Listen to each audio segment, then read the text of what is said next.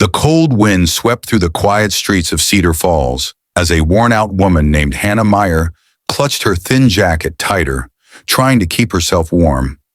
She had been sleeping at a temporary shelter for weeks after losing her job and apartment when hospital bills piled up from her mother's long-term illness.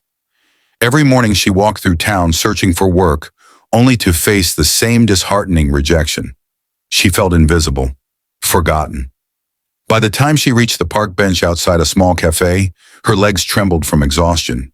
She sank down, burying her face in her hands, believing she had no reason left to hope. But that was before a little girl stopped in front of her, holding her father's hand, staring at her with innocent worry that pierced through the numbness in Hannah's heart.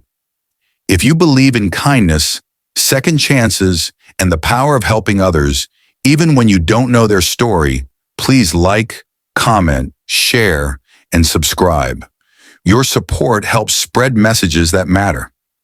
Hannah hadn't planned on speaking, but when the man gently asked if she was okay, she felt her walls tremble.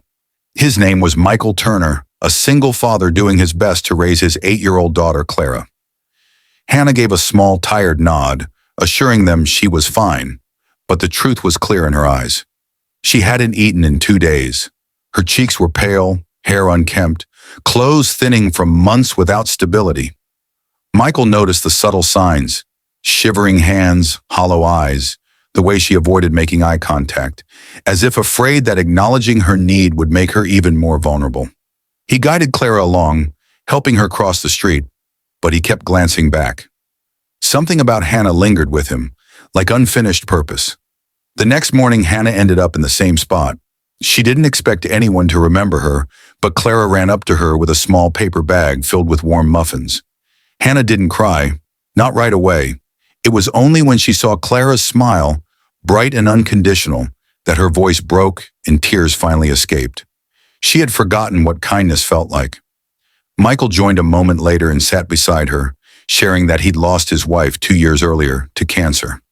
He understood loneliness and the quiet pain of trying to survive when life keeps taking. Hannah listened, feeling seen for the first time in months. Days passed, and the unlikely trio formed a fragile bond. Clara looked forward to seeing Hannah every morning before school, and Michael began bringing warm meals, clean clothes, and information about job openings. But even with help, Hannah struggled internally. Shame clung to her. She felt undeserving, worried she was becoming a burden.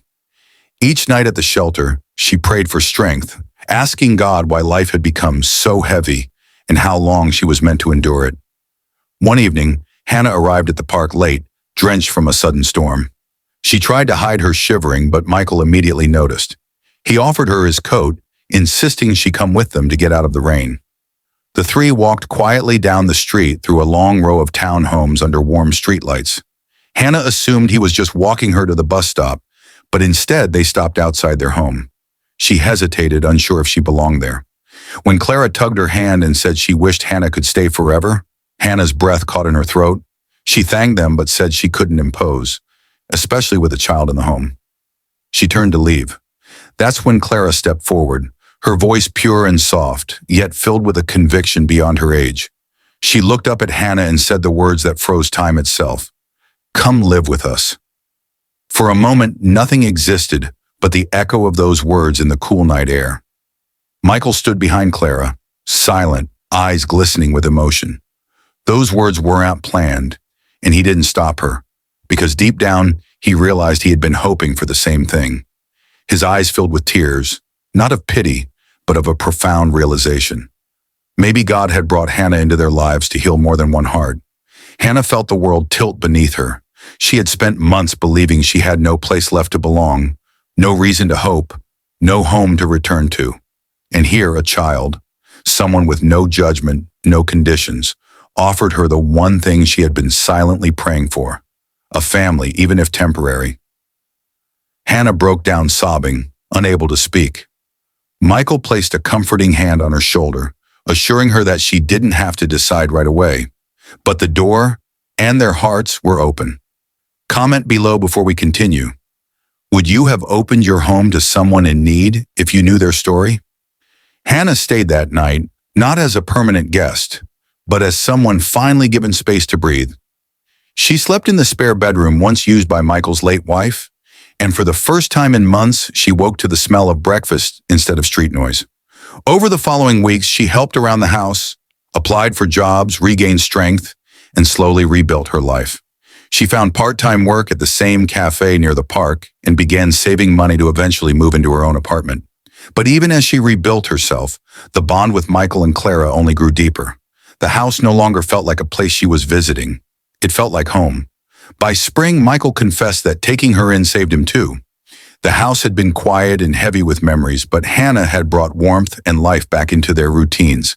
Clara had someone to talk to, laugh with, and look up to. Hannah realized that family isn't always blood. It's the people God brings into your life when you're most in need. If this story touched your heart, please like, share, comment, and subscribe to support more emotional stories of kindness and second chances. Hannah eventually did move into her own apartment just 3 blocks away, but she remained part of their family forever. They spent holidays together. Clara grew up calling her Aunt Hannah, and Michael often said that the day they met wasn't coincidence, it was answered prayer. Sometimes God sends angels disguised as strangers, and sometimes the smallest hearts speak the most healing words.